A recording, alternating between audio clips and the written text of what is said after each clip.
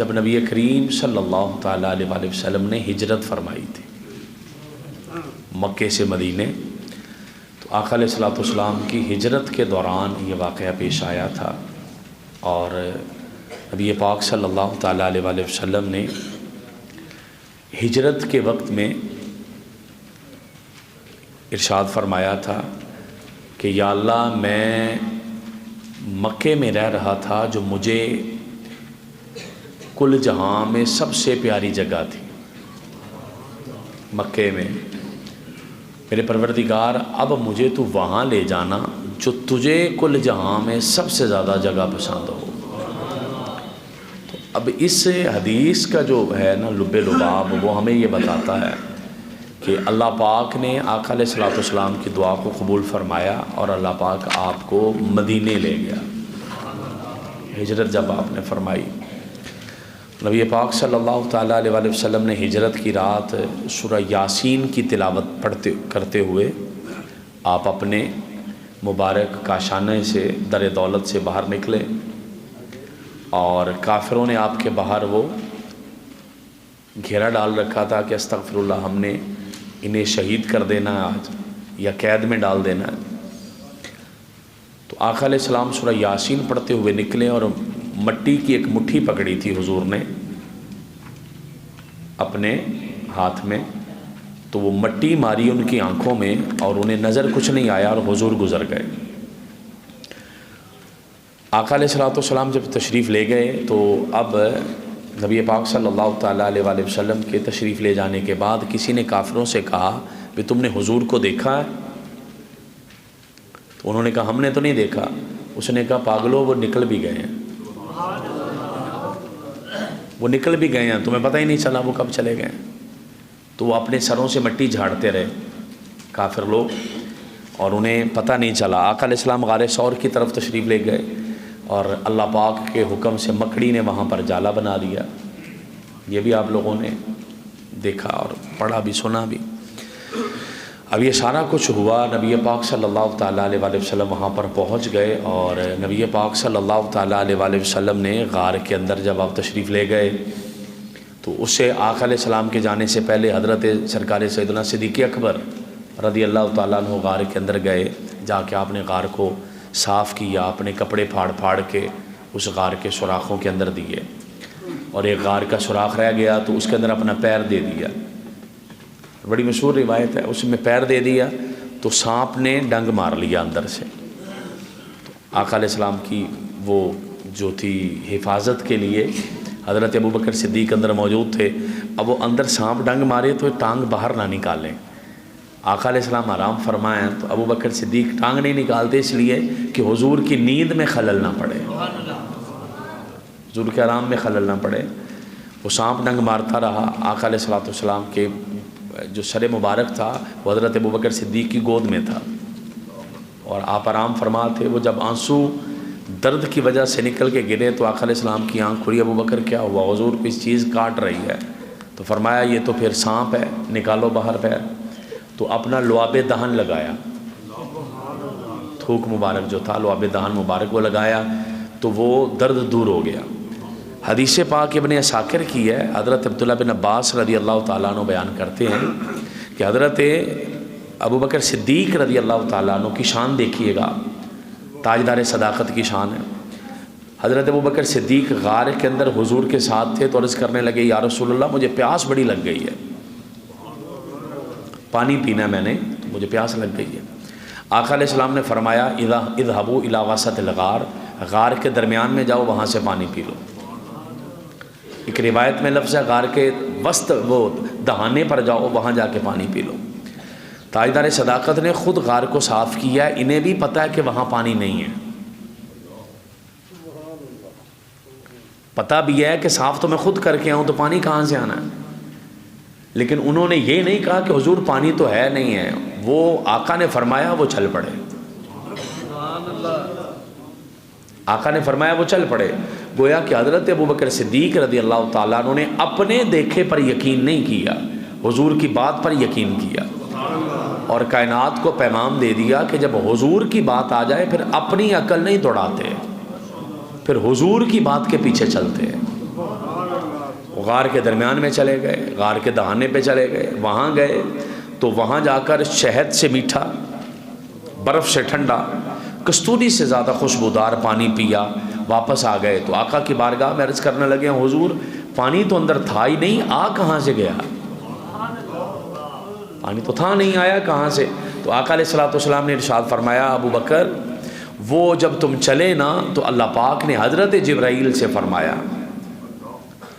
کہ جبرائیل میرے یار کا یار چلا ہے تو پیاسا نہ رہ جائے، تو پھر میرے مالک حکم فرمایا اب جنت الفردوس میں سے نہر کا ایک چشمہ لے جا اور جا کر غار میں جاری کر دے، ابو بکر جو تو نے پانی پیا وہ دنیا کا نہیں ہے، وہ جنت الفردوس سے آیا تھا، وہ جنت الفردوس کا چشمہ پی کر آئے ہو، دنیا کا نہیں ہے۔ جب یہ بات آقا علیہ الصلوۃ والسلام نے ارشاد فرمائی تو حضرت ابو بکر صدیق کی آنکھوں سے چھم چھم آنسو نکل پڑے اور آقا علیہ السلام کی بارگاہ میں ہاتھ جوڑ کر عرض کرتے ہیں حضور یہ ابو قحافہ کے پتر کی اتنی شان ہو گئی ہے آپ کے قدموں سے لگ کے کہ اس کے پینے کے لیے جنت کے چشمے آ رہے ہیں، اس کی عظمتوں کا یہ عالم ہو گیا اور اس کی رفعتیں یہ ہو گئی ہیں کہ دنیا میں رہ کے جنت کے چشمے آ رہے ہیں۔ تو یہ اس ہجرت کے سفر میں ایک واقعہ یہ بھی پیش آیا، اور یہ اتنا معروف ہمارے خطباء نہیں سناتے کیونکہ یہ کتابوں کے اندر سے ڈھونڈنا پڑتا ہے، تو کتاب کے اندر جو ہے آپ اگر آپ اس کو پڑھیں گے، ابن عساکر نے اس کو روایت کیا اور علامہ سیوطی نے بھی اس کو الخصائص میں لکھا ہے، تو میں نے آپ کو یہ واقعہ بھی سنایا۔ نبی پاک صلی اللہ تعالیٰ علیہ وآلہ وسلم غار سے نکل کر اب غار کے اندر جب رہے ہیں تو آپ نے سفر آگے شروع فرمایا، اور غار کے اندر جو کھانا لے کر جاتے تھے، میں نے کل بھی جیسے گزارش کی کہ پرسوں غالباً جمعے میں نے یہ عرض کیا کہ غار پہ جب چڑھتے تھے آقا علیہ الصلوۃ والسلام تو آپ کو بھی اللہ پاک لے جائے اور آپ جائیں، دیکھیں وہ غار 4-5 کلومیٹر بن جائے، سفر شاید اس سے زیادہ بن جائے، اور کیسا اونچا سفر ہے تو اس کے اوپر چڑھنا کتنا مشکل ہے، اور حضرت سیدنا صدیق اکبر رضی اللہ تعالیٰ عنہ جو اللہ پاک سب کو عمرے کے لیے حج کے لیے لے جائے اور بڑا مشکل سفر ہے وہاں پہ، تو حضرت ابو بکر صدیق رضی اللہ تعالیٰ عنہ نے عرض کی حضور آپ چل چل کے قدموں میں زخم آ گئے ہیں تو آپ نہ چلیں، میں اپنے کندھوں پہ بٹھاتا ہوں، تو کندھوں پہ بٹھا کے اوپر لے گئے ہیں، حالانکہ زخم تو ان کے قدموں میں بھی تھے نا، حالانکہ ان کے قدم بھی ورم آ گئے تھے اور قدموں میں زخم آ گئے تھے، لیکن حضور کو کندھوں پہ بٹھایا اور اوپر لے گئے، اور گئے کیسے، یہ طاقت کہاں سے آئی یہ خدا جانے، یہ جان کہاں سے آئی یہ خدا جانے، اور آقا علیہ الصلوۃ والسلام کو لے گئے اوپر اپنے کندھوں پہ بٹھا کر۔ میں یہاں پر گزارش یہ کرتا ہوں کہ وہ حسین پاک رضی اللہ تعالیٰ عنہ جو آقا علیہ السلام کے کندھوں پر بیٹھتے تھے، ہمارا عقیدہ، ہمارا نظریہ، ہمارا مذہب، ہماری سوچ یہ ہے کہ حضرت مولا حسین پاک رضی اللہ تعالیٰ عنہ واقعہ کربلا میں بھی غلط نہیں تھے اور دیگر جگہوں پر بھی غلط نہیں تھے، اس لیے کہ انما یرید اللہ لیذھب عنکم الرجس اہل البیت ویطہرکم تطہیرا، اللہ پاک نے وہ تو سارا خاندان ہی پاک فرما دیا، اور اعلیٰ حضرت فاضل بریلوی فرما کر گئے تیری نسل پاک میں ہے بچہ بچہ نور کا، تو ہے عین نور تیرا سب گھرانہ نور کا، وہ تو سب ہیں ہی پاک نا، پاکیزہ لوگ ہیں، اور ہم کہتے ہیں کہ جو حضور کے کندھوں پہ بیٹھ جائے وہ کیسے غلط ہوگا، وہ غلط نہیں ہوتا، اور جب یہ نظریہ کہ جو حضور کے کندھوں پر بیٹھ جائے وہ غلط نہیں ہے تو پھر یہ نظریہ بھی رکھنا پڑے گا کہ جس کے کندھوں پر حضور بیٹھے وہ ابو بکر بھی غلط نہیں ہے، آپ بھی حق اور سچ ہیں اور آپ بھی صاف ستھرے ہیں، آپ بھی صاف ستھرے ہیں، پاکیزہ ہیں، اس لیے تاجدار صداقت سیدنا صدیق اکبر رضی اللہ تعالیٰ عنہ کی شانیں اور عظمتیں بھی بے شمار ہیں۔ اب ہجرت کا سفر شروع ہو گیا، نبی پاک صلی اللہ تعالیٰ علیہ وآلہ وسلم چلے ہیں تو وہ سراقہ بن مالک بن جاشم پکڑنے کے لیے لوگ بڑے بڑے آئے، بس کسی کو پتہ نہ چلا حضور کدھر گئے ہیں، تو سراقہ بن مالک بن جاشم آ گیا پیچھے، اور پتھریلی زمین اور کیسی سخت زمین ہے، وہ راستے ہیں، اس نے آ کے آقا علیہ السلام کو پکڑنے کی کوشش کی، تو نبی پاک صلی اللہ تعالیٰ علیہ وآلہ وسلم نے حضرت سیدنا صدیق اکبر کہنے لگے حضور یہ تو بالکل قریب آ گیا، تو آقا علیہ السلام نے فرمایا ابو بکر پریشان نہ ہو، اللہ کی بارگاہ میں عرض کی مالک، اور زمین سے کہا زمین اسے پکڑ لے، بالکل پاس آ گیا، لفظ ہیں کہ چند تیروں کا فاصلہ رہ گیا، بالکل قریب آ گیا، زمین اسے پکڑ لے، چند تیروں کا فاصلہ، تو زمین جو تھی اس نے وہ سخت زمین پھٹی اور سراقہ کے سواری کو پکڑ دیا، اور حدیث میں لفظ موجود ہے وہ گھوڑا اپنے پیٹ تک زمین کے اندر دھس گیا۔ اس نے ہاتھ جوڑ کر سراقہ نے عرض کی حضور ایک مرتبہ جان نہیں چھڑاتے،